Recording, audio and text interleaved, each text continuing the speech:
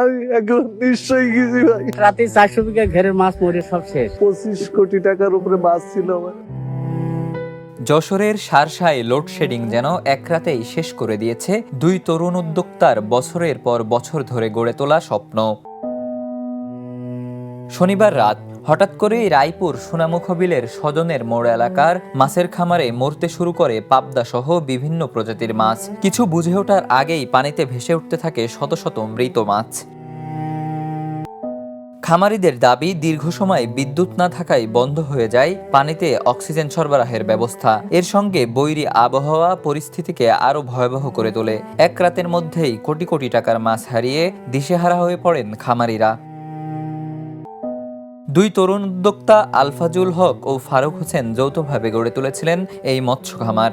দীর্ঘদিনের পরিশ্রমে বড় করে তোলা মাছগুলোর বড় একটি অংশ তখন বিক্রির উপযোগী হয়ে উঠেছিল। কিন্তু বিদ্যুৎ চলে যাওয়ার পর অক্সিজেন সরবরাহ বন্ধ হয়ে গেলে চোখের সামনেই সব শেষ হয়ে যায়।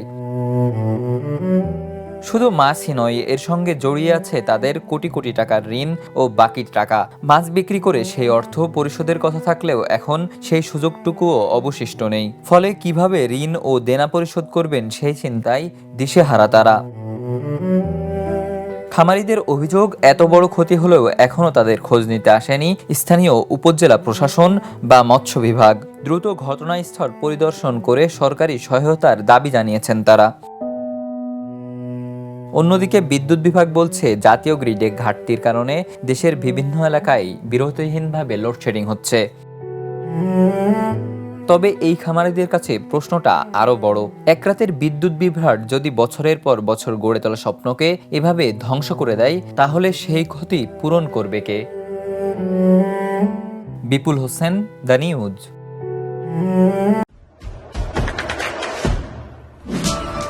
দেশে দেশে সবার সাথে দ্য নিউজ।